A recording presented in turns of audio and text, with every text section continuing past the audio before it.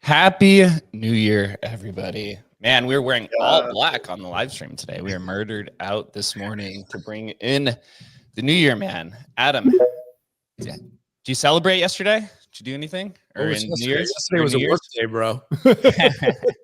Or New Year's, what'd you do? I got woken up at midnight with people launching like bottle rockets outside my house. That was the dogs were a little upset. But that's all. That's what I did, man. That's what I did.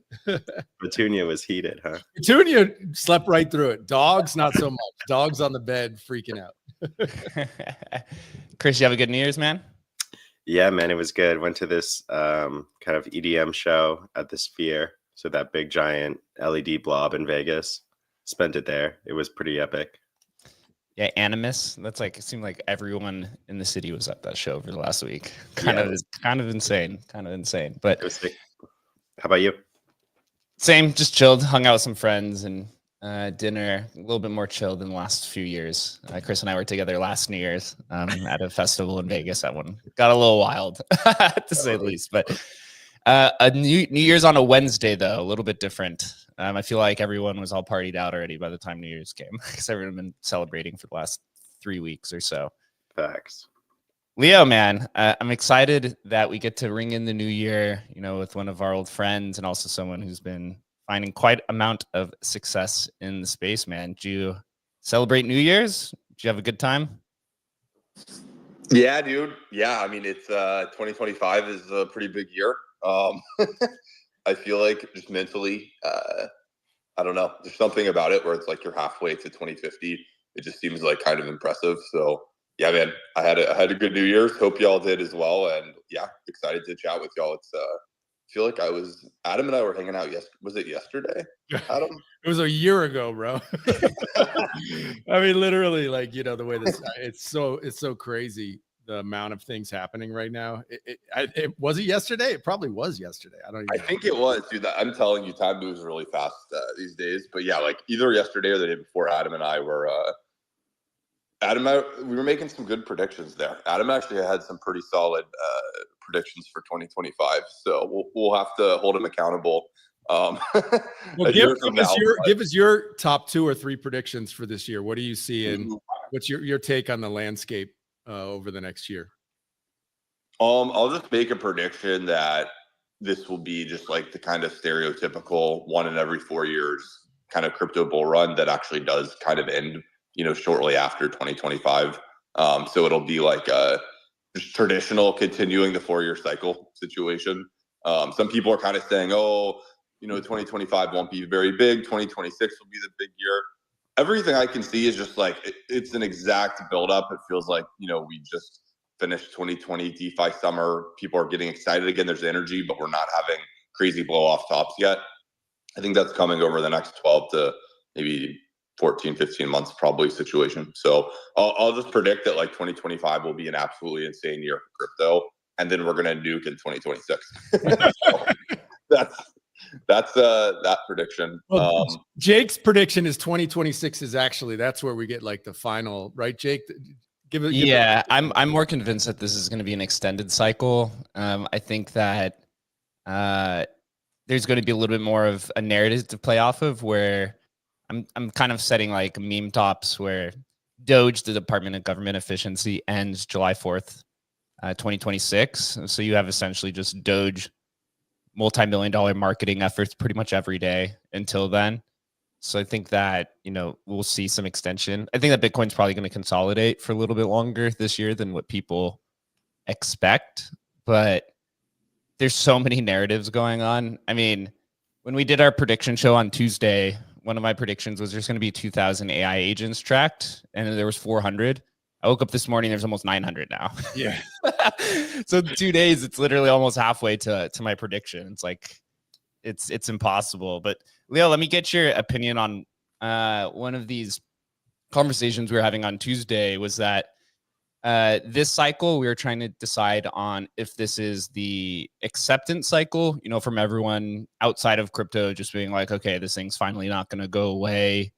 And maybe it's time to participate, you know, or is this the adoption cycle where we actually see, you know, maybe it's not as much normies, but more of the larger institutions finally coming in and starting to adopt this stuff and use it on a more regular basis?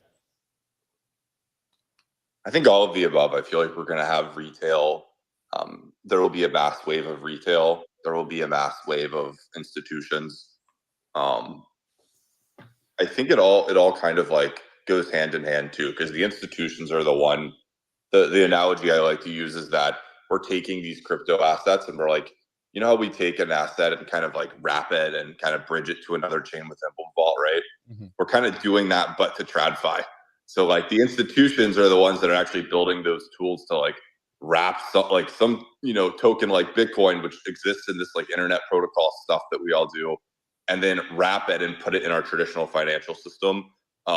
Those institutions are opening the door to a lot of other institutions being able to buy, but also just retail. There's a lot of like boomers who will now own Bitcoin because it's been wrapped to their Fidelity accounts, you know, and like, you know, that's sort of the analogy I like to use. So I think that helps both categories. And yeah, we're gonna see a wave of there will be a drastic increase, I believe, in both institutions and retail during 2025.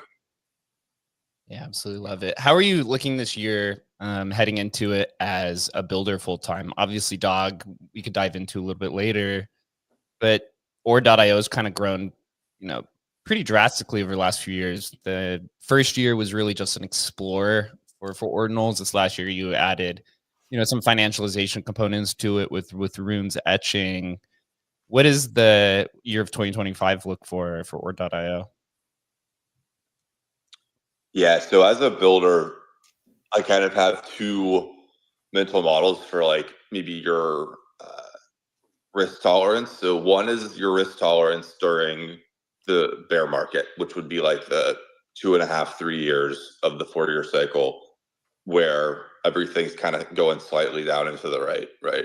And then you've got this 1.5 years of a bull run, and you have to have it's like the builders who are just very aggressive during that period of time are the ones who are rewarded. So if you make like super bold moves and are very aggressive and like maybe deploying capital and not having as much runway during the bear market, you very well may go out of business in 12 months. Right? You probably need to keep a couple of years of runway, like 2.5, kind of something like this. During the bull run, the builders who like take their capital and deploy it all in 6 months and have 6 months runway and make really bold moves with products, they're the ones who probably reap a lot of the rewards. So you got to kind of change your risk tolerance a little bit and pedal to the metal a little bit harder. This is the 12 months where you need to go all out and really kind of reap the rewards from everything you're building and grow, essentially. Like, this is the period of growth. The market is compressing. There are less people in the space during a bear market. Everybody comes back during a bull market. So that's the time for your product and company to grow. So I think you do have to, it's like you need to be overly conservative in a crypto bear market, like even more than a traditional company. You like in a depression, you have to like be super, super, super careful and thoughtful there. Companies go out of business by not being conservative enough. But you act a little too conservative during a bull run, you're going to see these like builders run laps around you who are maybe not even the best builder, but they, totally to make really, really aggressive moves. And that's just what the bull market wants.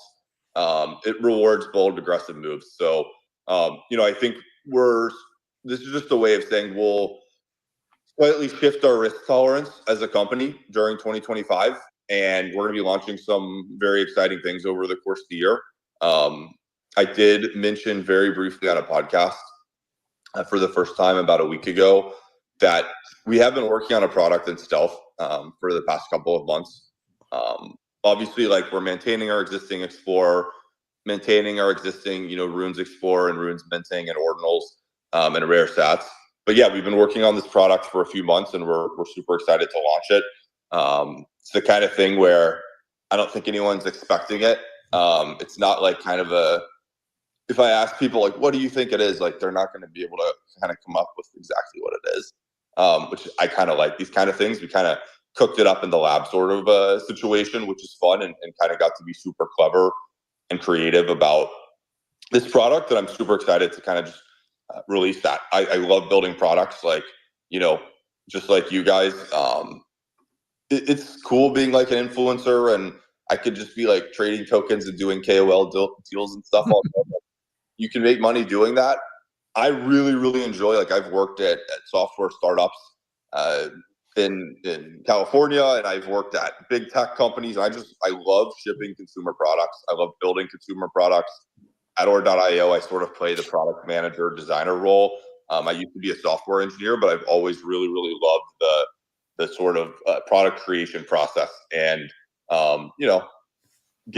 still improving on that, and like, learning. And Or.io still has a long ways to go, but very excited to just take a step and launch this product during the next couple of weeks here. So very excited about that, and maybe I can get y'all's feedback on it or something once it's launched. But yeah, I can't talk too much about it. I'm not a huge fan of doing the whole promising as a builder thing, and then it's like, I'm not going to throw companies under the bus and stuff, but it's like there's just a lot of companies where, like, I've just heard in the past they would promise things, and then it's like it's not actually delivered. And I mean, to y'all's credit, it's like, look at this AI that Shannon's building. Like, I mean, this thing is actually happening, like, right now. The thing that I don't like is when people like promise, oh, we're building like the future AI thing, but then like I don't get to touch anything and nothing ships for the next 12 months. Like, I want to see, like, if you're talking about it, like, I want to see it ASAP, right? Talk about it when it's like shipping and like about to go live. So I'll probably only start talking about this maybe a couple week or two really before it goes live here. So yeah, but I'll share a little more details probably soon. Yeah, if anything, I think we've learned as a builder that the draft is fire for any specific dates. Now, I generally try to, if we announce any type of product, I try to just label a quarter, like it's going to be in Q1 or Q2, because development's hard. There's a lot of things that build, but also I think from the community standpoint, they don't realize as you're operating things, you also have to adjust based off of the market dynamics, which are literally changing day to day. And so that also affects kind of the release there. Adam, were you going to say something? I mean, it's just, literally when, right? It's like, even if you teased it, oh, actually, we're going to do whatever. We're going to do an AI launch pad on Bitcoin, right? It's like, bro, if you aren't ready with it, within that week, or like you said, maybe 2 weeks, dude, you just get crushed, right? It's like, yeah, you just can't even, it's smart to not even play that game. But you do see how others, they'll manipulate, oh, it's coming. And, especially if there's a token associated with it, they'll just do this kind of like pump and dump thing. It's, it's crypto, man. It's, as a founder and somebody who's trying to do things the right way, it is a little bit discouraging in my view, where you do see devs who actually haven't really built anything get traction because they just jump on the new hot. They're able to, leverage a something new and hot, and make a bunch of money and dump on people, and that's a little bit discouraging. But they're not going to be around here, and that's obviously what we're not trying to do. You're not obviously trying to do that. But can you give us any hint as to what it is? Like any kind of not what it is, but point us in a direction. Is it what is it in a direction, man? Directionally, what is it going to be? Yeah, look, I'll share some more pretty soon here. I think it'll be a fun thing for the space. Is basically what I'll say. I don't think it'll be like, it won't be a boring product. It'll be a fun product. I think people will like it. We're a consumer company, so we'll have to see how it's received. It'll be, again, it's unique. It doesn't exist today, so could be mixed reviews. Like, we'll see. I think it'll be fun though. I think some people will really enjoy it. And yeah, it's like, yeah, Adam, I've gotten to watch just all of these different kind of like approaches to building in this space, and it's like very weird. Like, I really do in my head have like this kind of view that there are like real builders who are like heads down, like trying to innovate, do really cool stuff and build. And then there's like this really, really bizarre situation that like, it's like almost like sinister, where there's all of these like dev shops and like people hiring dev shops, and just like some like person who's really good at pumping a token, and they like hire a dev shop to like make it look like they're building a thing for the hottest thing, and like saying the right things on Twitter. And like, they do have devs working, but it's like some random dev shop that they hired in some country. And the product, like the devs working on it could not care less. They'll be working. They're just like pumping these things out. And it's like the weirdest, it's like a scam.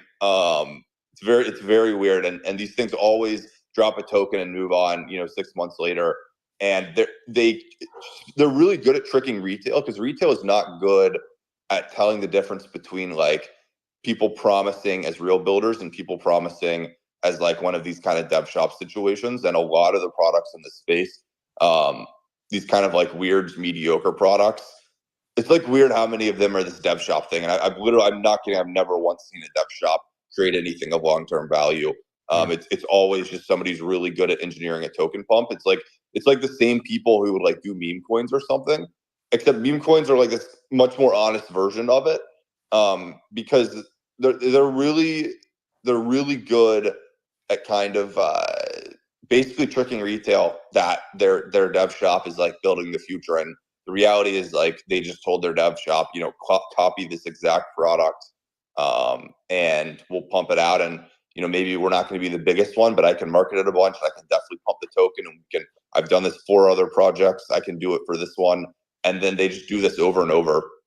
And it's a very sinister type of building. And I see it as like, it's people posing as builders to basically trick retail. And yeah, I don't know if you can tell, but I'm not a fan of the dev shop situation at all. I've never seen them produce anything that moves the space forward or anything like that. Totally. I mean, it's just, for me, it is a bit discouraging. Not a bit. It's one of the things that's the most discouraging in the space, is that that kind of tricking of retail, where you literally see people make tens of millions of dollars, and it's like, dude, you can't even get funding, right? You're like, wait, what's going on here? And it's like, it's just a bit of a bummer for people who are actually, trying to move this space forward. But that's just my rant of the day. Yeah, Adam, it happened with all these Bitcoin L2s earlier in the year. Oh, totally. Like, there were so many, and it's disappointing to see a bunch of these. Like, I know a bunch of VCs that kind of got tricked into it too, which is crazy. But yeah, it's like, look, you say the right things. Like every VC in crypto wanted to hear Bitcoin L2 in January through May of 2024, and all these builders, like, I've never talked to them or heard of them in my entire life, show up with a dev shop and built a Bitcoin L2, which is like literally Polygon code base copy pasted to a new GitHub repo that's like spun up some very, basic testnet thing, and they're raising insane amounts of money because they're just saying the right things to retail. They're saying the right things to the VCs. But it's like, yeah, it's very odd that like people seem to have a very poor ability to, the people, even good investors, are like, they have trouble telling the difference between, to me, it's like you come to me, I don't know, it's like maybe the VCs are rational because the VCs are still getting the token that they're pumping pretty high. Yeah. So maybe they're just like, I know that this is garbage, but they're giving me access cheap, and I know they could pump the token higher. So then it's worth it. Maybe the VCs know, maybe the VCs understand that game, and that this is like that job. I tried to convince, Jake was like, no, we're not doing it. But I tried to convince these guys that we should just become a Bitcoin L2. It would be, I know we could have raised, like, that would have been our raise, like, no problem. Right. But it's just the more rational, team members told McBride to sit back in his corner. But, that was discussion, points of like, but you just basically sell your soul and you're done, right? Then you've lost all credit. Exactly, dude. And I couldn't bring myself to do it. Zach and I could not bring ourselves to do it either. It's like, you can literally, it was like very clear that we could go raise an insane amount of money by like having token warrants and saying we're going to do an L2, and you're basically doing an ICO. You're doing like a pre-sale for our L2 token that Leonidas is going to go pump for his company and promise all this crazy stuff. And like, we could not bring ourselves to do it. We're like, this is fucked. We cannot do this. We're just going to focus on building software. We're not going to, like, none of our investors, we did not give a single investor token warrants, which is kind of abnormal. And we were like, in no way going to like promise we're going to shift the entire thing to like building an L2 like these 100 other companies. It all felt really off. And we were just like, look, we're just going to, be more methodical. And who the hell knows? Maybe we do end up building an L2 in the future when it actually makes sense to, but it's too early. Like, it's too early. And by the way, guys, like, Emblem Vault today, like, you don't need to like change the narrative to like be something else. Emblem Vault already has a kick-ass narrative. Like, move everything everywhere is a great narrative. So y'all have no I don't know. I would like sell your soul. Be careful doing that. It's like, you can make the money. You can like you tell people that you're gonna get our token for this like L2 thing, and we're gonna pump it like crazy. That is what investors wanted to hear. But yeah, definitely could not bring ourselves to do it. I'm glad y'all did not either, and I think you're set yourself up better for the future by just focusing on building what you're actually building and just being honest about what you're building.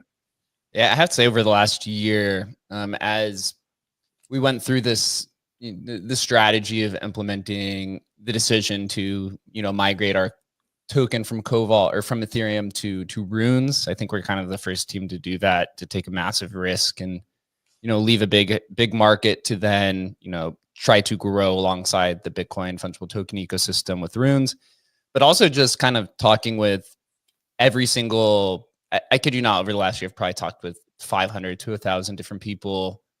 Some people even in this crowd right now, in terms of, do you do a traditional raise? Do you do a token warrant? Do you do just a token? And then you go down you kind of go down this totem pole of the levels of different groups between traditional VCs, ecosystem VCs, hedge funds, investment DAOs, retail traders, trading groups, NFT communities, and everyone all kind of has a different opinion because everyone's looking for something different. Some VCs are just looking for that token extraction, that value extraction. Some people, I'll give like TO some credit, Bitcoin Frontier Fund. They seem to be, a little bit more focused on the growth of the industry rather than just token number go up, which is the majority of them. And it's been kind of really eye-opening to, have these conversations and also to have these back-end conversations of the differing opinions of what people present themselves to be in public versus what's actually happening on the back end. That was kind of really eye-opening. But at the end of the day, you kind of, if you're a builder and you're not, this kind of dev shop, what you're saying is it takes a while to kind of align your ideals with the community and their different type of groups. And for Emblem, we are kind of in this interesting position where the company had been around for 8 years, right? And you already had a token and there was already product market fit. And it was kind of interesting to see, hey, this company has, 100 million in TVL already and, 150 million in trading volume, but a large majority of the VCs weren't interested because, the speculation's already taken out because this company already has revenue. And most of the traditional funds, they just want to dream, right? Because if it's just a white paper and a vision, that could potentially be $1 billion vision. Or if there's a product already, then, that kind of speculation is removed from the ecosystem. So, it helped us a lot to kind of grow where we are and actually really fortified this vision of, all right, we're kind of on our own. No one's going to come save us. And we're going to have to kind of build our way out through innovation. And this is kind of why we decided to go with runes to kind of catch the upside and to kind of realign everything about Emblem Vault to Bitcoin, because we do believe that it is a really cool ecosystem.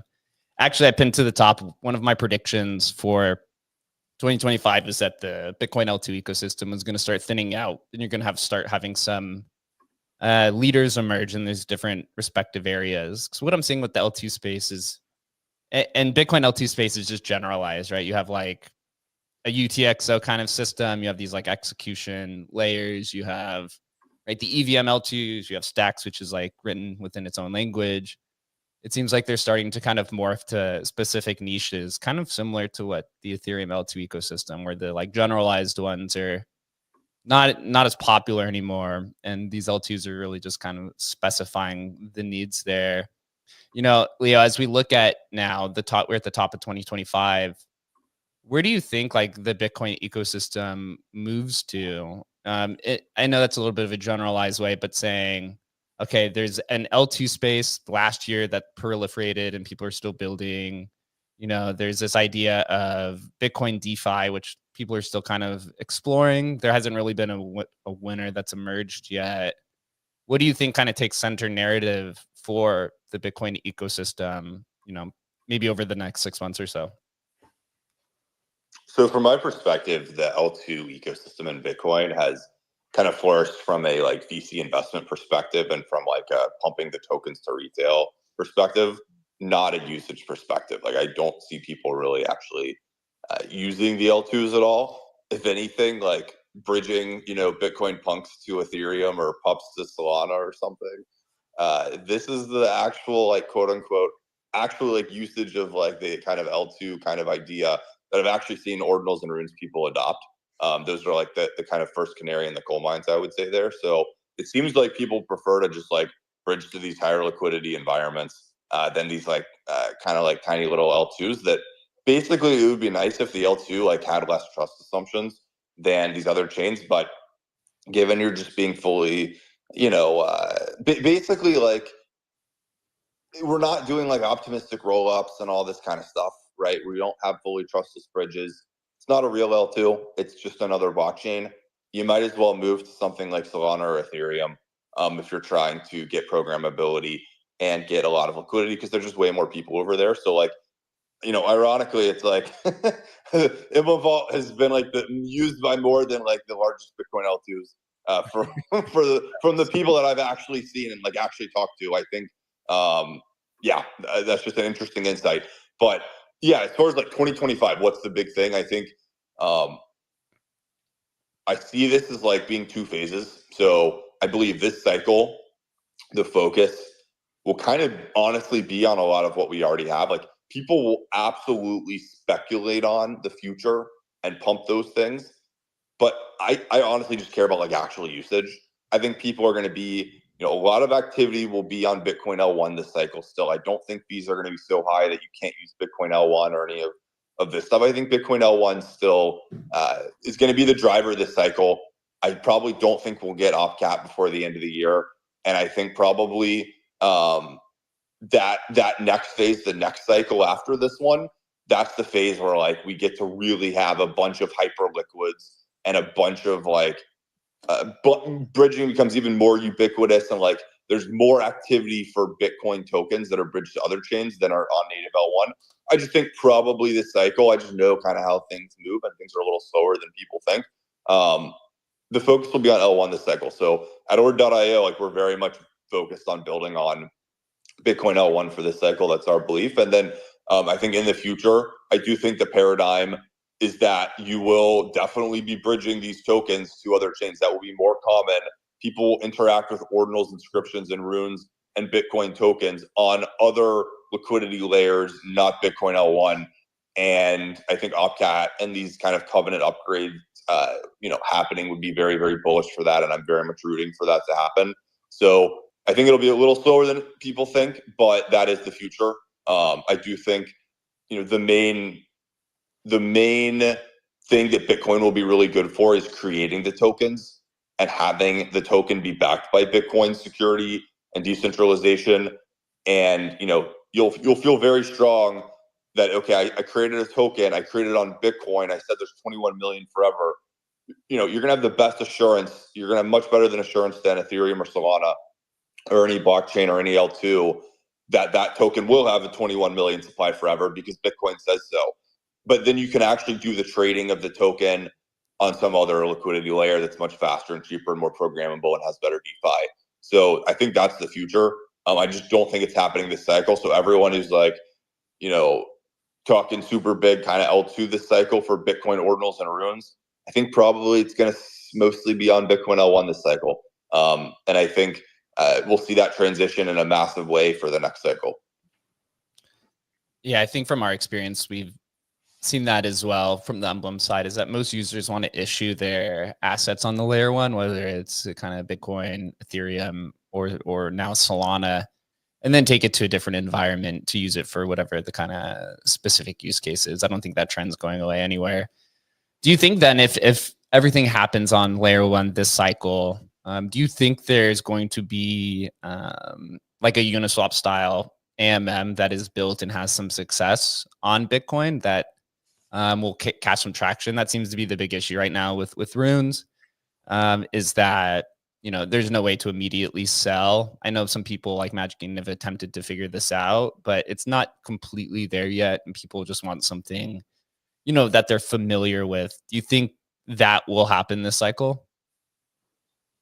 So I think you're limited with the AMM stuff on L1. I think, we can try to make that situation happen. I just, I think it's a little tricky. I think probably it makes more sense to do a trustless bridge to another environment than do the AMM on another environment that's much faster. If for like the main reason just being like block times too, but dot swap, for example, I would say is getting traction. Like, I wouldn't say I'm like the biggest fan ever of dot swap because I don't like the idea of it's like this kind of hybrid custodial model where it's like I'm always worried about the LPs just getting drained basically, but you actually do have a trustless PSBT swap if you're the buyer or seller. It is trustless, or sorry, the buyer. So the buyer or the seller. So if you're like doing it through Xverse, it's trustless for you, which I do think is pretty awesome. So I think that's something to watch, and they're actually doing similar volume in runes to Magic Eden, believe it or not, with actually a higher fee. So I'm not sure people are paying attention to that, but that is definitely happening. I just caution people to just kind of realize that I think it's important to call out. I think we've moved in the direction of, you gotta be careful. Like, I don't want to see one of these, like, these LPs are having to, they're basically giving their money to DotSwap, and then DotSwap kind of holds it in a custodial way, basically, with like a multi-sig thing. And just like, there's a lot of transactions coming in and out of that multi-sig, and it's a little harder when you're having to sign all these times with the multi-sig.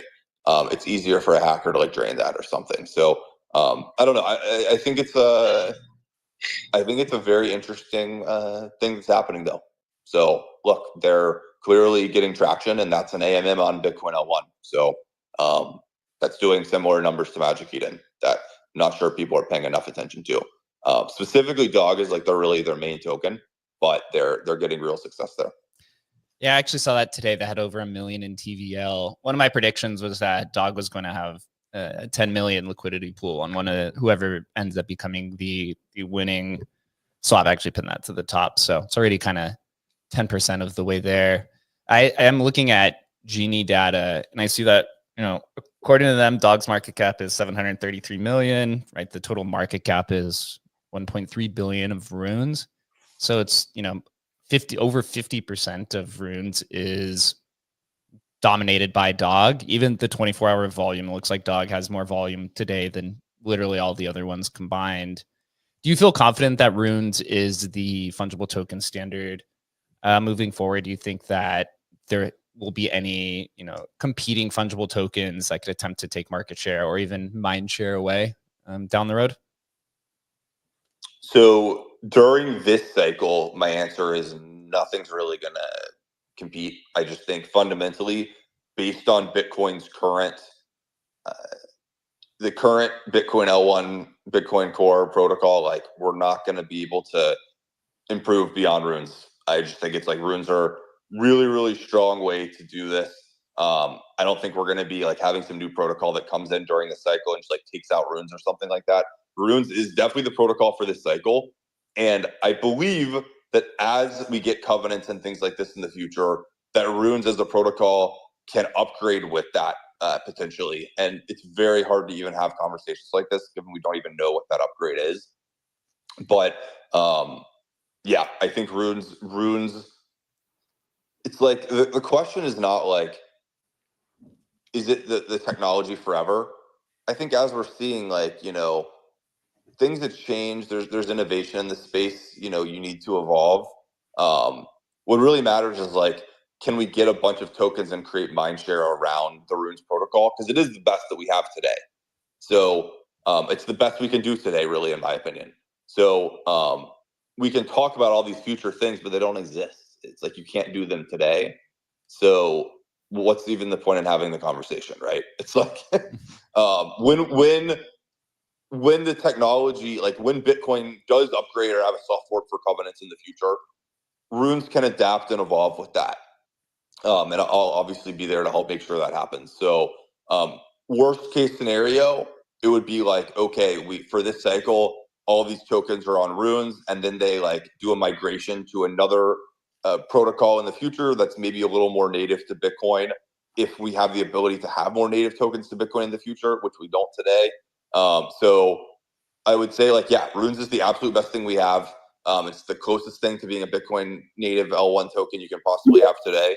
And in the future, if the technology shifts, we'll simply adapt the protocol. And yeah, I don't think any of this is relevant for this cycle, so it's not even worth really talking about it. Runes are definitely the thing for this cycle. And what you don't want to do is just like have fragmented liquidity and people debating all of which protocol this. It's like, put all our eggs in runes, get as many billions of dollars of value in runes as possible this cycle.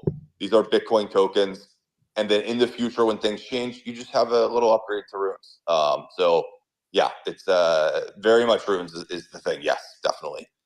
Yeah, I would say it's actually really important for token communities to build a culture that accepts token migrations or upgrades. So I think the goal should be to always want whatever the best technology is. And sometimes you see communities get locked in, a protocol that maybe is fading, when in reality, if the culture of the community of a token just said, hey, we should use whatever is the best technology at any given time, and then kind of migrate there. This is kind of like what our thesis at Emblem is, right? Migrating to runes for keys is now the third time that will be the third fungible token migration. Started on Counterparty in 2016, moved to Ethereum in 2019 because that's a better technology, and now going back to Bitcoin for a few different reasons. Obviously, we're leaving the liquidity to grow with the ecosystem because we do believe that the Bitcoin that has the highest upside, and that runes is here to stay. And I do agree with you that maybe that changes in the future, but should always be in the ecosystem that you believe has kind of the highest upside there. So yeah, Jake, like think about it like this, Emblem Vault's token, like tokens like Dog, like these transcend the protocol that they're on. Like quite honestly, most people don't actually care about like, oh, this is on the runes standard or something. Like really, they just want a Bitcoin Dog. They want the Emblem Vault, utility token keys, right? Like they want the token transcends the protocol at the end of the day. So as long as Dog is an orange dog, orange hoodie dog with Bitcoin logo on its chest, and it's on the Bitcoin blockchain, that's what Dog is. So whether Dog upgrades with runes in the future, or just migrates to another protocol in the future for whatever reason, it's still Dog. It's like the underlying protocol I think people like overemphasize that aspect a little bit too much, and like ultimately you don't want to like waste an entire cycle because like we don't have the most perfect standard or something. Like runes is the absolute best we have today. It's just an amazing protocol in my opinion. And the conversation of like in 4 years when we have covenants, is Dog worthless? I think that's not the way to look at it. It's like Dog is always Dog.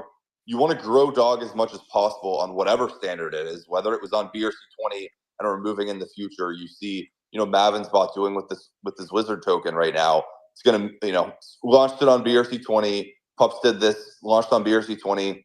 Better standard comes out. Those communities get to live on. They just migrated, and it's like they're very successfully migrating. So yeah, I think you can totally do that. So it's don't get too caught up in it. It's like these tokens are ideas in people's heads, and the actual technical underlying aspect. Like think about how many times Ethereum is like soft forked. It's not the same Ethereum blockchain every time. It's like literally a whole new blockchain with it's like a different technology stack, literally going from proof of work to proof of stake. Didn't matter. Everybody still has consensus that like these are the crypto punks, and these are my same Shiba Inu tokens. Nobody cared. It's completely new blockchain. Nobody cared. No, but what are the real ones, Leo? Yeah. Leo, what about the real ones? Yeah, so exactly. And like, guys, we can, I don't know how many people here are HNFT versus I'll go to the moon, but we could definitely have a fun conversation around, the provenance of those tokens. Cause like, I'm actually looking at what's like actually happened, and I'm like, those are basically new tokens, guys. Like this is, you basically move these tokens to a new blockchain. And there are tokens on the old blockchain still. Yeah, it's social consensus matters more than anything. That's for fact, 100%. Yeah. These are intangible assets. They're ideas that literally exist in our heads as like a figment of our imagination, right? And that's what matters. Like that shared belief of what Bitcoin is. As long as there's only ever 21 million Bitcoin, it'll be Bitcoin, even if we upgrade with covenants and we, maybe we add smart contracts. Who the hell knows what we do? Maybe the block size does increase in 20 years or something. All that stuff doesn't matter. Bitcoin is a token where there's 21 million of it. That is Bitcoin. Literally everything else doesn't matter. You initiated the runestone conversation. I think it was in January of last year, so almost coming up on an exact year since this kind of whole experiment of the free and fair movement has started. What do you think it was the biggest takeaway from this? And looking at it almost 365 days later, what was something that was unexpected that happened or formed around Runestone and Dog that really kind of blew your expectations away? Well, it's blown them away in maybe a bad way. That you've got this token that's $1 billion that, because we refuse to play ball, right, with the kind of basically people who kind of like guard liquidity in the market, that we have no spot listings on tier 1 exchanges still. And like, I'm still working my ass off and actually making some good progress on this front, but it's like, it should not be this hard.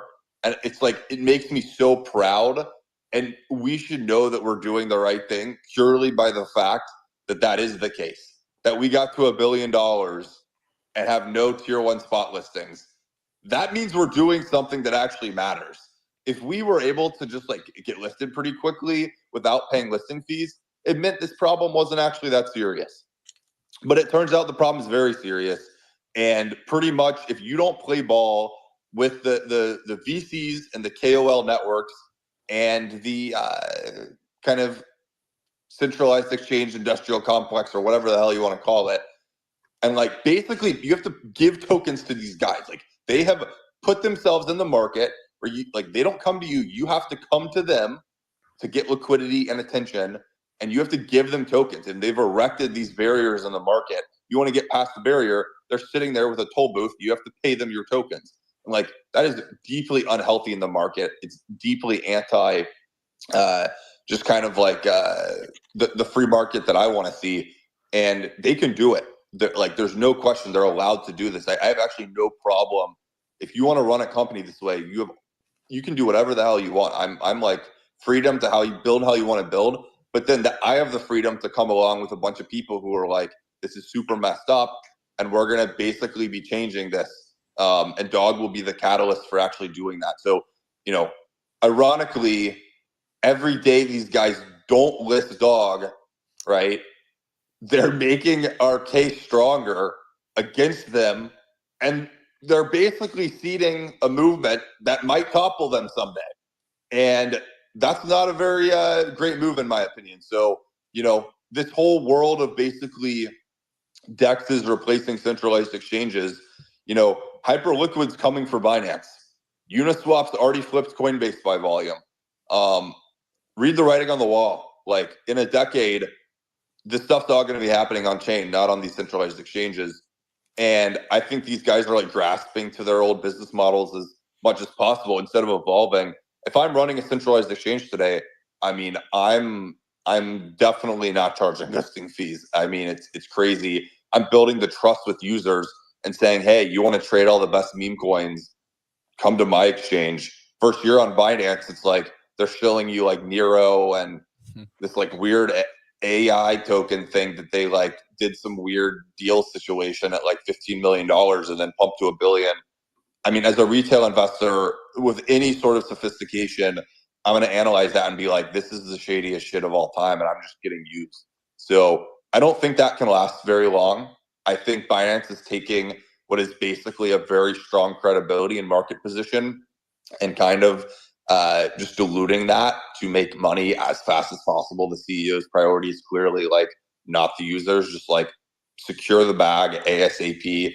I don't know if it's because they like have a huge debt they have to pay off all these legal fines, or what the deal is. They're in a crunch with that, but yeah, like something's going on that's like really messed up. Like, it should not take a rocket scientist to figure out, or just like, a good person to figure out. Like, you have a crypto exchange, give people access to the best tokens, the tokens that are the least scammy, the tokens that are finding the most organic traction. Like, this is who you want your users to be told to basically buy.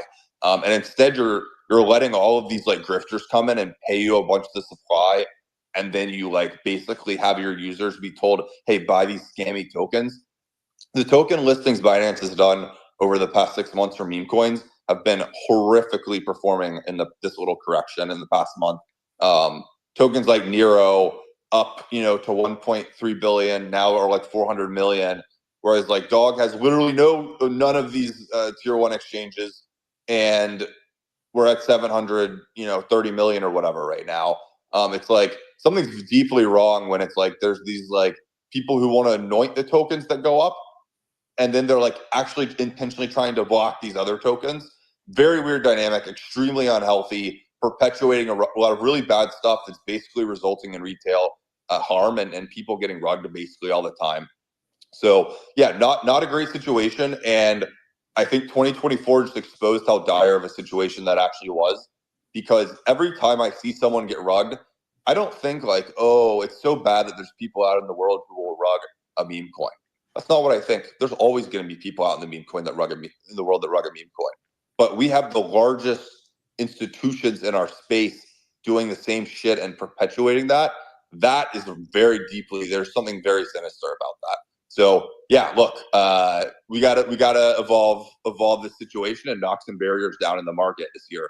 And I'm super excited and fired up to do that, because it's actually something I like really believe in, and I think a lot of people believe in, and is worth fighting for. Yeah, it's I think kind of one of the main points there is that different types of projects and communities need to align themselves together if they share the same values and principles, because that's the way to kind of, change the, I guess you could say, change the practices of the industry. It has to come from the user side. If people continue to engage in the same practice, then obviously there's no incentive for the people to change their behaviors. Dogfather, do you have something? Can I just add something real quick, Leo? You might not know about this one yet. This was an eye-opener to me and blew my mind. That cold storage wallets like Ledger and these guys, one of these things you would never think of, because this is like the foundational layer of crypto, like being able to guard my keys, trustlessly and safely, on Ledger and these sort of things. It's pay to play too. That was crazy to me. You might not have heard that before. But like, you want to get on. Wait, explain that. You're saying you have to pay to get your token supported on Ledger? Yeah. Wow. Ledger hides it behind, oh, well, you've got to get this kind of like, we need to. Ledger may not be totally one where it's like, oh, well, you have to get, have to get audited, and this is the auditing company we use. And I don't know about that, but all these other ones, any kind of tier below that, you got to basically pay to play. And that was stunning to me, bro. Stunning. I always knew about centralized exchanges, but that one was like, holy cow. Like, okay, all these meme coins and stuff are basically paying to get onto these hardware wallets. So yeah, just another layer of things that need to be taken down in our industry for it to really kind of thrive. Pretty disgusting. Sorry, go ahead, Dogfather. Yeah, just one thing to add to Leo. You know that CoinMarketCap is owned by Binance, and tokens like Dog and some others, they are kind of like blacklisted. They're not even showed according to the market cap rank, but they're like all aligned on page 3, where they should not belong, but they should belong based on their market cap. This is some blacklisting activities. So it's not just the marketplaces. It's also, the key websites where everyone is going and, inform themselves about, what's moving in the market. Another point, and I think this is an underlying reason why exchanges like Binance are behaving like they do. That's because Binance was reducing the trading fee basically to 0 for many pairs. They're not really earning much based on trading activity, but based on other activities like these listing fees or shady deals, or their derivative trading, where they kind of like, in particular, do these, forced liquidations and stuff like that. So lots of kind of like, not attracting lots of volume, because the fees are very low, but this is not sustainable. So you have to earn money in some other ways. And that's also why the DEXs have a very hard time to compete with the centralized exchanges, because they don't have these other activities, or not that much. So they cannot have like 0 trading fees. So it's really a pretty complicated kind of like competitive situation for DEXs versus SEXs. Yeah, that makes complete sense. I think as we move into, the year, as we move into kind of peak bull run, it's going to be tough to see if it's unlikely, I think, that, the pay to play thing is going to go away. But over time, as things become more on chain, I think that's kind of the best way to move forward. And again, it's just really just aligning yourself with the right type of communities, and going about it in the right type of way. So, Chris, did you have any questions for Leo or any thoughts on the conversation? Man, I mean, Leo, you're killing it as always. You know, a lot of these other projects have maybe something to worry about with the rise of AI kind of ship posters, but I don't think that the dog army has anything to worry about, man. You are just so crazy on the timeline. What do you think about the progress that Bitcoin's made over the last year in terms of just kind of like Bitcoin season 2? We don't really hear the term anymore, but I mean, the progress was there. And what kind of big changes do you see going forward into 2025? Yeah, so the way I would look at this is Bitcoin season 2 really kicked off with Casey Rodamore in January of 23 releasing, his standard for NFTs on Bitcoin. And 2023 was just dominated by NFTs. It was kind of odd. It's like the first really kind of thing that people cared about in this like Bitcoin season 2 was NFTs, which is pretty neat. I thought that was cool. Like obviously we all here just like love NFTs. We collect probably way too many NFTs. And that was the thing that we like really pushed on in 2023 was like putting JPEGs in Bitcoin blocks. People kind of forget we had to literally go to war with the Laser Eye Maxis who basically ran Bitcoin at the time. And like they literally like some of the most influential Bitcoin core developers and they all tried to censor us and like we defeated them. And I'm like very proud of that. And we fought that battle, which was mostly a cultural battle in 2023. And then at the same time, we're fighting all these Ethereum maxis who were like not understanding that, we're heading to, maybe a multi-chain type situation where you can create NFTs on Solana and Bitcoin as well. And obviously they all proved to be wrong as well there. But ultimately 2023 was ordinals. 2024 was runes, right?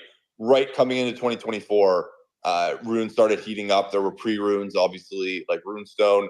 Then you've got actually, the protocols released in April 20th. And it was pretty, it was a pretty wild year for runes. I think I would have liked to see more. Really, the one thing I would have improved, I think that communities are very loyal. I think it's awesome. Like, Pops has a loyal community. Billy has a loyal community. Gizmo, like, there's like great communities that it's like, it's not just pump and dump. Like there's like actual communities. And I think like on that front, like I love the people in the Runes ecosystem. They deeply believe in Bitcoin and Bitcoin tokens. And like, that's going great. I think the protocol kicks ass. Casey, shipped an awesome protocol with RAF and we should be super proud of that. And then, the tokens are great. We really need to work on the liquidity from like the centralized exchange front, I would say. So I would have liked to see more progress on that in 2024. But yeah, 2024, like, the really big thing I think was runes and Bitcoin tokens. So we had non-fungible tokens, then fungible tokens. And then now in 2025, we've laid that foundation. I think we actually just scale those two things and then give people more things to do with them and make the experience better. So like, we have the two big things, NFTs and fungible tokens. And then now, we increase their value drastic amount during 2025 and actually like get everybody to own them. So there's still a lot of people who, do not own an ordinal. They do not own a rune. I think everybody kind of deep down wants to own a Bitcoin NFT and a Bitcoin meme coin, I think, and have exposure to that, right? So we just got to get it in their hands, and 2025 is the year to do that. So maybe not the most exciting answer from like innovation front, but I think everything will continue to predictably get better. Maybe it's not as fast as people want, but we're going to get a lot more people to hold these tokens. And like, that's super critical because there's kind of a feedback loop where it's like, okay, if the builders are just building and it's getting better, that's great. But then you also need people to come over at the same time, right? And if you just have people coming over and the tech sucks, then they're not going to really stay and stick around. Not as many people will come over because it's hard to come over. So we've got to get these tokens in people's hands this cycle. Like we're in that point of the cycle where it's growth period.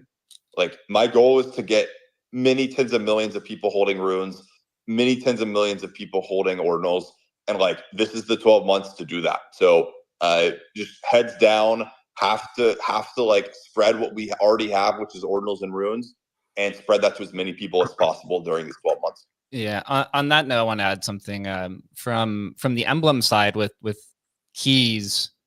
We're going to be going through a handful of different airdrops, and we have different programs that we're going to be launching here that extends throughout the year.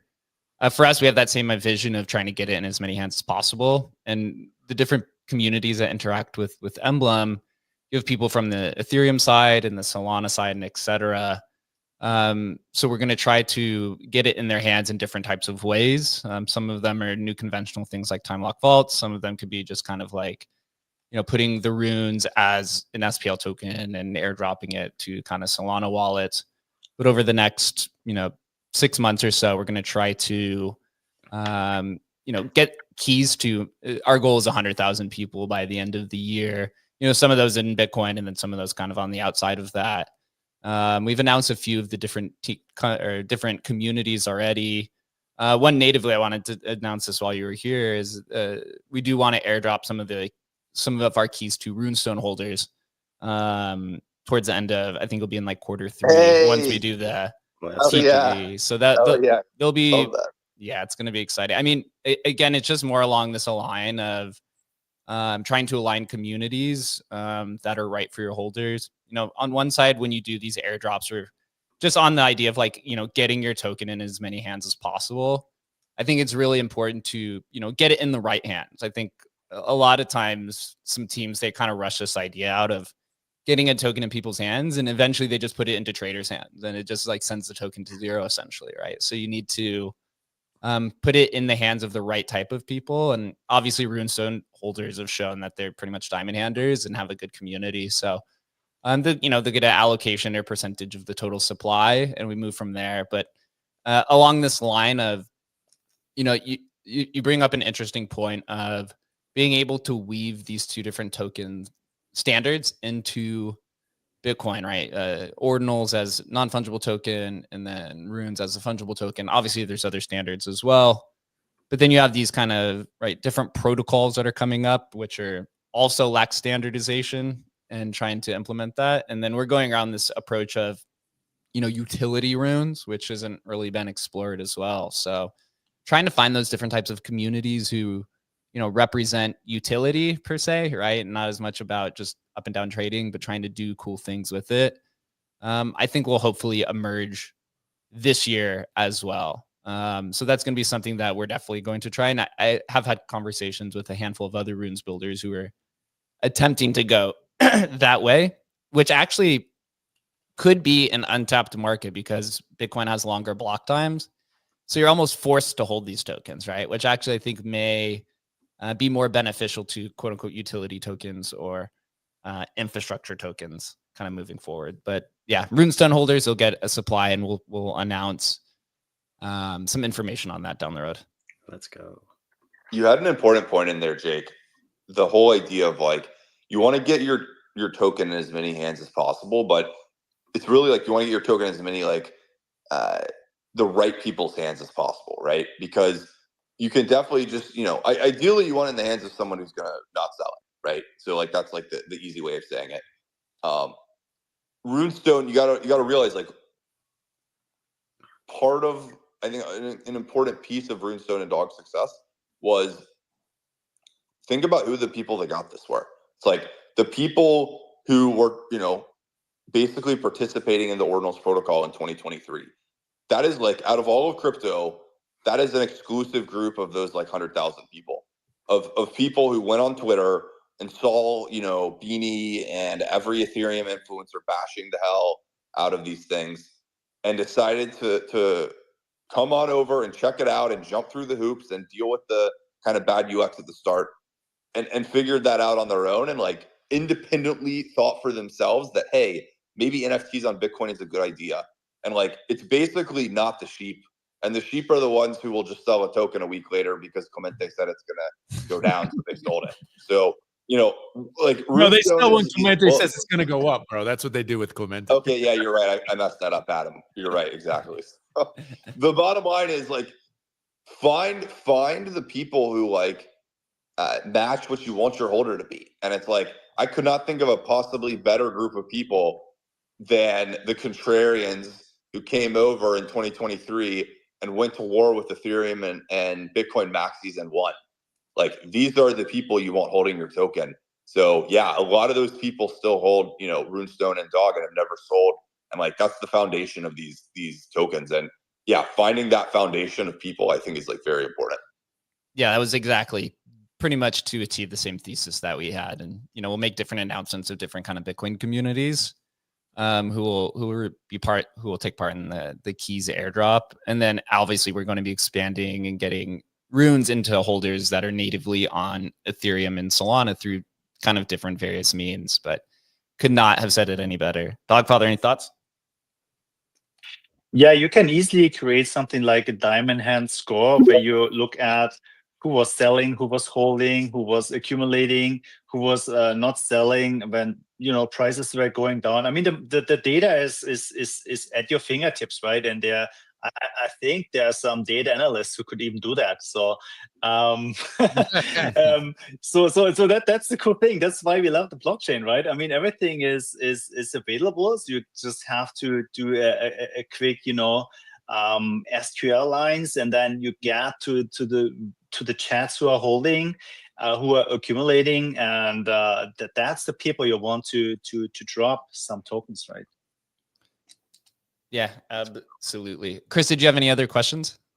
Yeah, maybe, you know, the infrastructure has kind of come a long way, and it's actually pretty good. Like, the trading experience on Magic Eden is decent. I don't mind it all for runes specifically.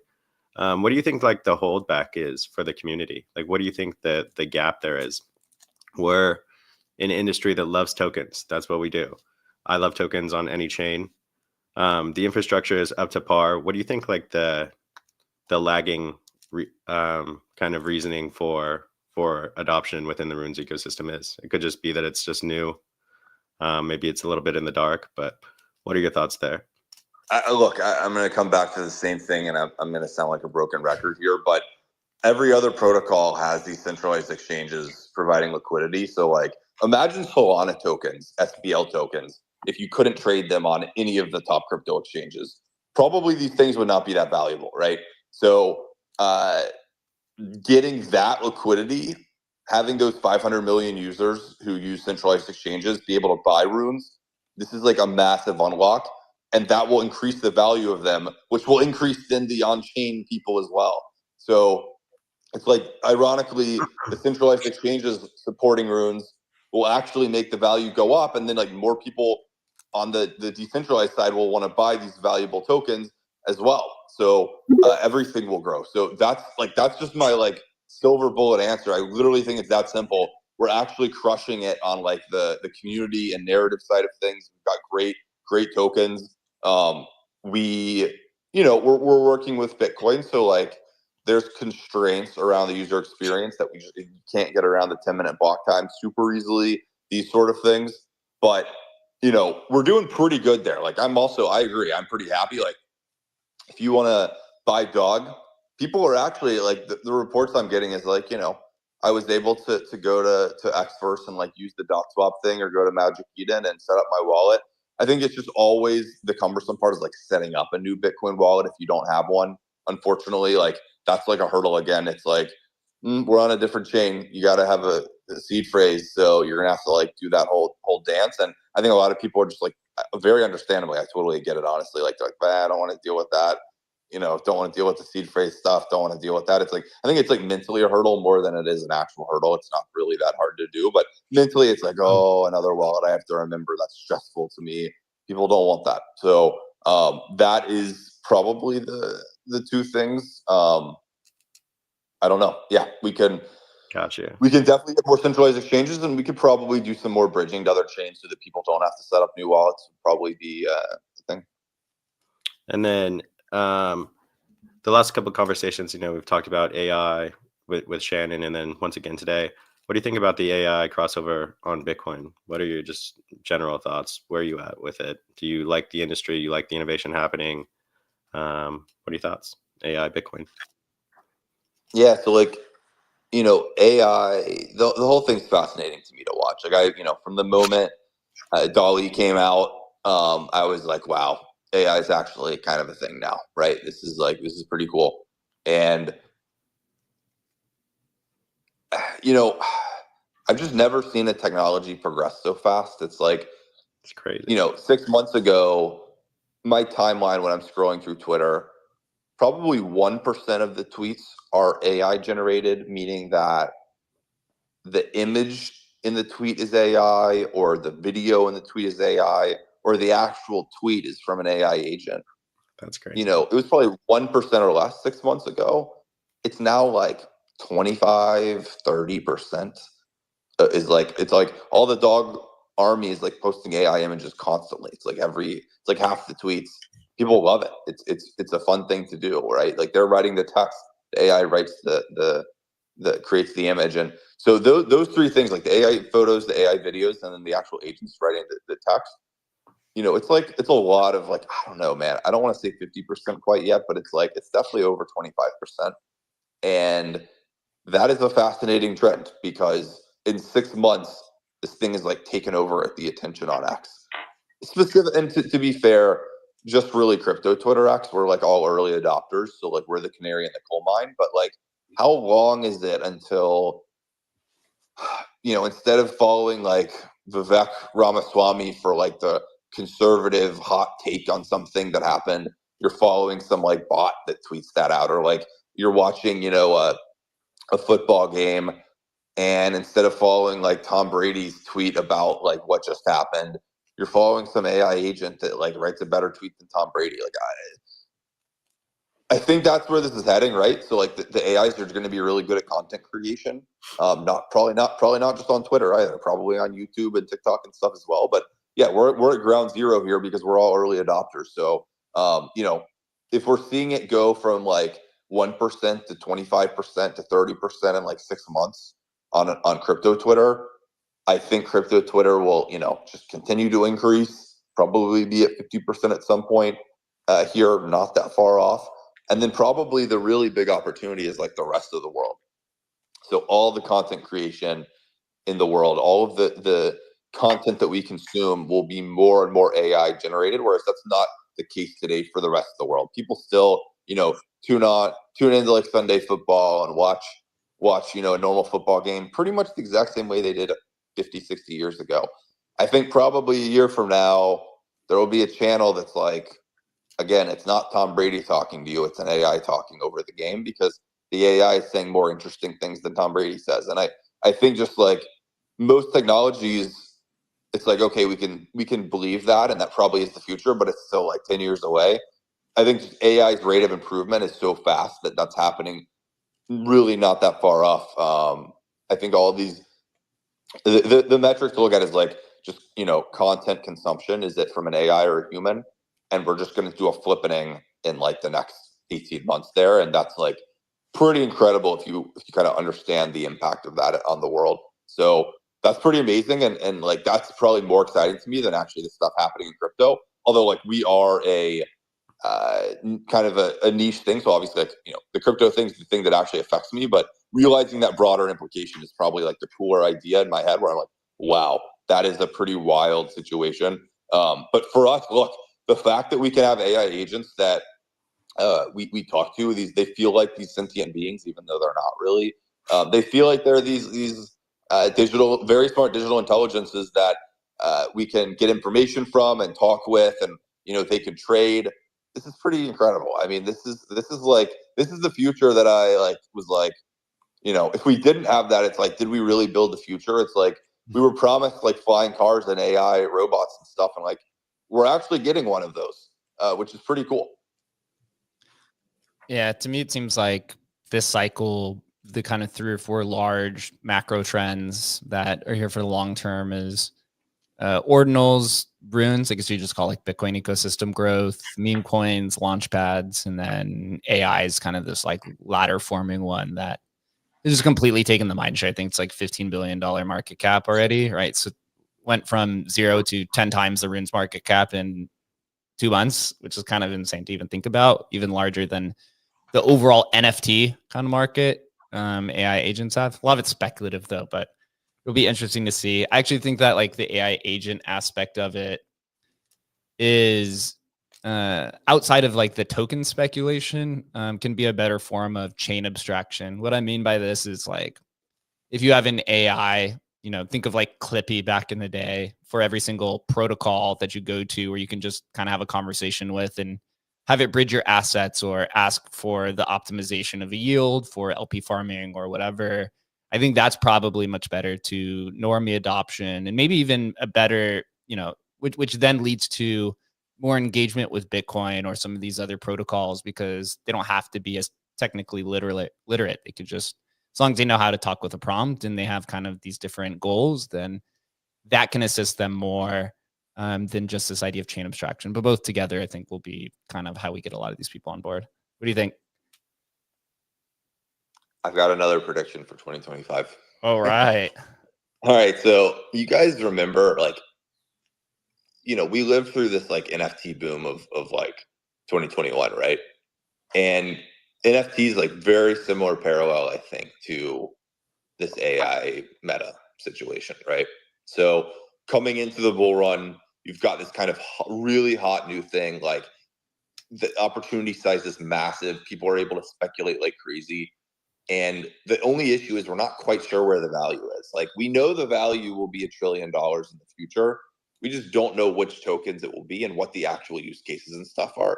But we can conceptually say it'll be a massive thing. So when that happens and you're in price discovery, you're also in like builder discovery, where people are just trying everything, and retail will like pump certain things and certain ideas that ultimately actually don't end up working. Where like, you know, okay, this sounded cool, but it's not what people actually wanted. So like this was kind of the case with like NFTs in 2021. The parallel would be you had like celebrities coming in, and like in that like March, April period, a bunch of celebrities dropped tokens, and like Nifty Gateway was the hottest thing in the world. And it's like, we had to kind of figure out that like, this like kind of centralized Nifty Gateway thing is not what we wanted. We got to figure out like the better, you know, more trustless version of Nifty Gateway. You have, you know, a bunch of celebrities just dropping tokens, and like Jack Dorsey like selling a tweet for $2 million. Like turned out people don't want to, you know, speculate on tweets kind of thing. It sounded at the time like, holy crap, maybe this is the thing, we tokenize every tweet. Like the thing is, we just don't know because there's no market precedent. It's brand new. We literally don't know. And I think it's good to speculate on it, because then we try everything, and then the few things that work, we double down on. But what happened there, if you remember, was think about June 2023. Sorry, I said 2023. I meant 2021, guys. June 2021. The market nuked. Like NFTs went down drastically, and literally everyone was saying NFTs are dead. What a stupid thing that you guys were like doing all these like JPEG trading. Of course, that was a bad idea. Of course, JPEGs died. Of course, it was overhyped and overspeculated. But then what happens in August 2021? Roars back bigger than ever. Crypto punks to $500,000. The next 6 months are absolutely nuts. NFTs, you know, go to an entirely different level. I predict a very similar thing this cycle, right? AI right now will be in a meta that will have a local top at some point. It'll go crazy. It'll have a local top.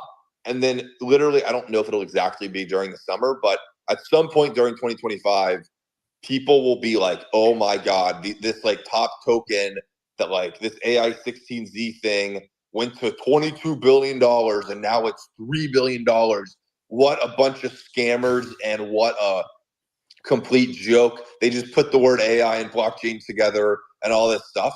And like they'll be right for a few months, but then I think it comes back even bigger. So that's like the prediction. We'll have a really nice kind of pump fake of like a correction, which is just what you have in these like hyper speculative situations and price discovery. Ordinals went through the same thing. When it's a new asset class, it's rising. It's gone from zero to something very large. It's going to be very volatile and correct very strong. But then I think that's like setting you up for just a massive boom. So watch for that AI pump fake sometime during 2025 when everybody's flooding AI and like very just completely thinking it's over, and like that big AI token that was 22 billion is now 3 billion. I think it comes back way harder for the second half of the year. So that's the prediction there. Yeah, I think you said it the best. There's a lot of things that are going to be thrown at the wall, and that's the time to experiment, and then there'll be a sell-off, and then the real stuff that survives, I think, will be the ones that, you know, move to infamy. Leo, I appreciate you for coming on, man. It's always exciting to start the year with one of the homies and we get to, predict what's about to happen. But I think everyone has this same idea that we know that this year is going to be massive. Generally, it will probably outperform what most people's expectations are. But as the industry is much larger now, I think you just need to make sure you're in the right sector. And also make sure that you don't spread yourself too thin. From the Emblem side, we have EmblemVault.ai, which is live. We did the Solana hackathon. We're actually working on adding Bitcoin wallet support and talking with a few of the different AI agent devs in the Bitcoin space to use the wallet for their agents. So that'll be something exciting too as well. And Leo, I appreciate you. I know we'll be in constant communication. You have any final comments or anything? Any last words before we do wrap it up here? I'm curious. Do you guys have any New Year's resolutions? Oh man, I actually didn't make any. I just had a bunch of predictions. The resolution here for me is just to really just continue growing Emblem, the company. I did like an end of the year post. I've done this the last 2 years of my thoughts, and it was 2024 was the year of, or 2022 was the year of discovery. I'm more focused on the builder side of things now. 2022 is your kind of year of discovery, or 2023 was. 2024 last year was growth, and then this year is really, it feels like the execution. And I have a lot of friends who are kind of in the similar ideas. We've all been building stuff over the last 2 years, that this is the time now to basically be performant and make sure that everything finds adoption. I don't know, Adam, do you have any resolutions or anything? No, I don't do resolutions. Okay, go ahead. Ooh. Can I ask a question? Yeah, Sure. go. Sure. Yeah, you guys talk about AI already. So I have a question about how I think about dog in the new year.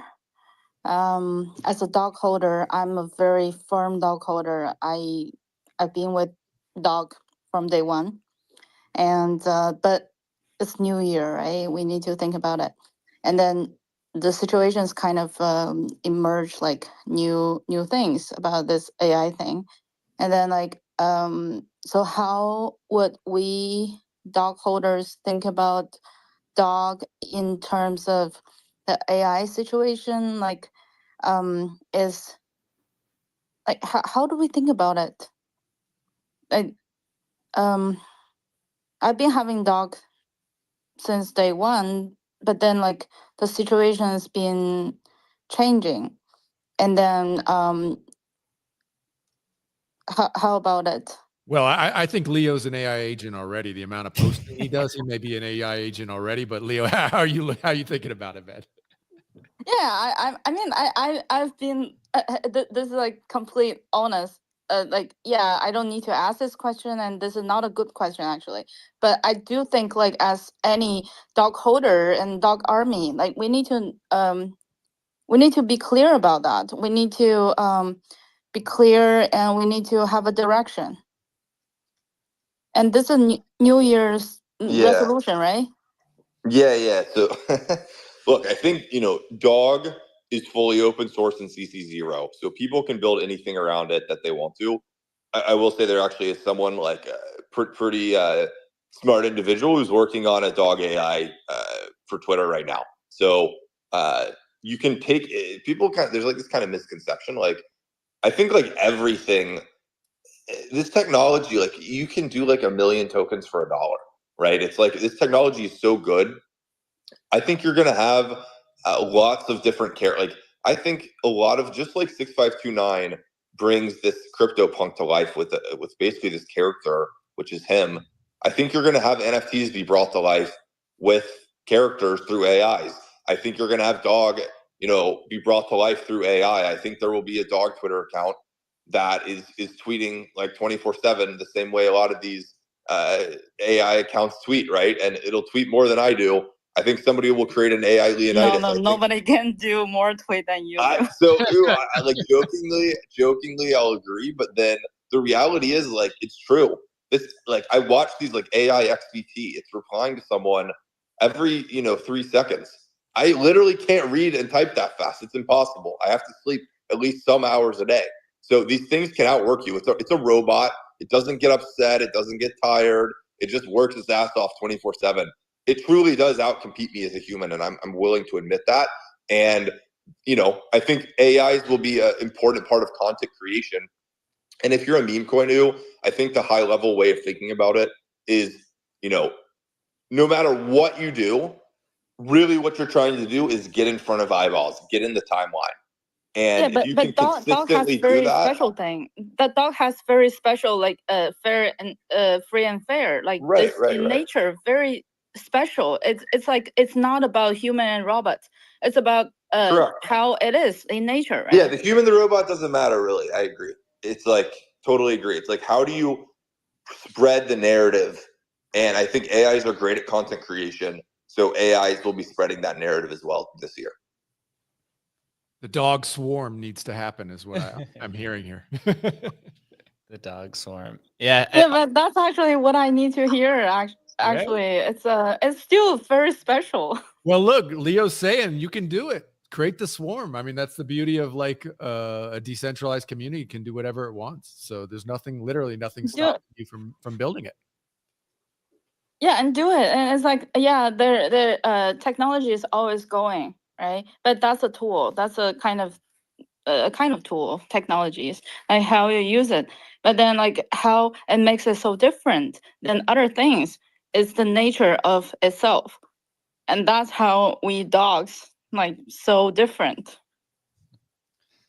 Yeah, it's interesting to speculate on the future. I mean, kind of to just wrap it up here, there's many ways that AI agents are going to affect the space.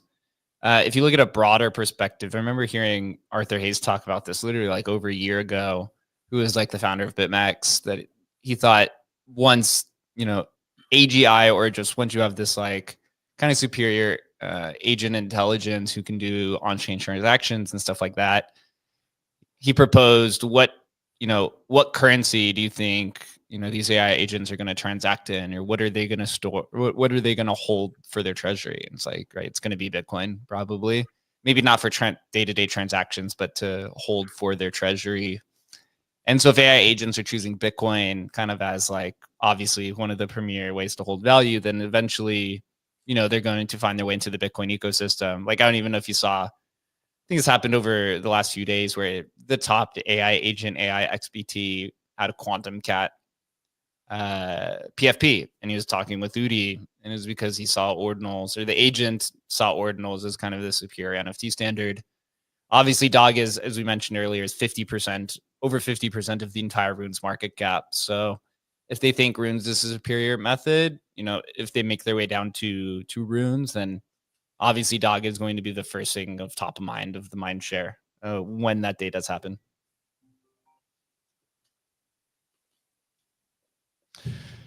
Cool. So I think we'll wrap it up here. Leo, again, super quickly, just Jake, Yeah. I wanted to hear, Chris, do you have any New Year's resolutions?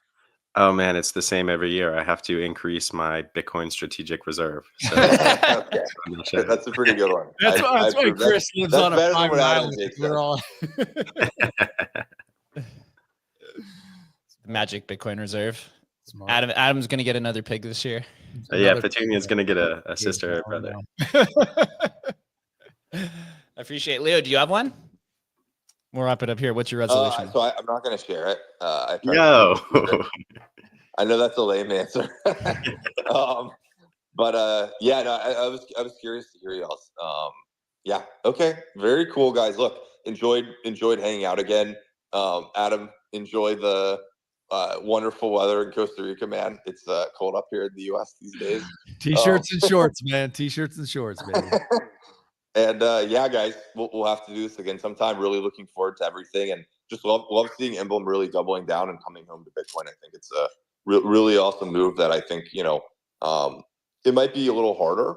It's going to be maybe a little more work, but I think it'll be like long term much more rewarding, and I think there's more upside kind of doing that. So being part of the wave rather than kind of being the okay, everybody's doing this kind of thing. Like, I think making bold moves is the way you actually can do really interesting stuff, is making bold moves. So I respect it a lot, guys. Appreciate y'all. Yeah, appreciate it. Yeah, a lot more to come on those, but it is glad we are very glad to be returning back home to Bitcoin. I appreciate everyone who joined this conversation. Obviously, Leo as well.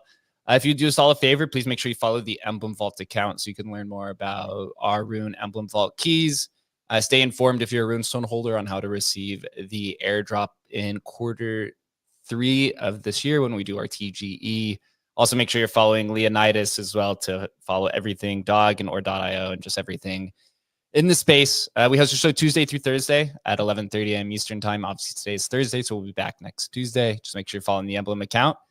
And everyone, enjoy your weekend. Until then, buy some dog, hold on, and we'll see you soon. Thanks, Take guys. care. See you guys.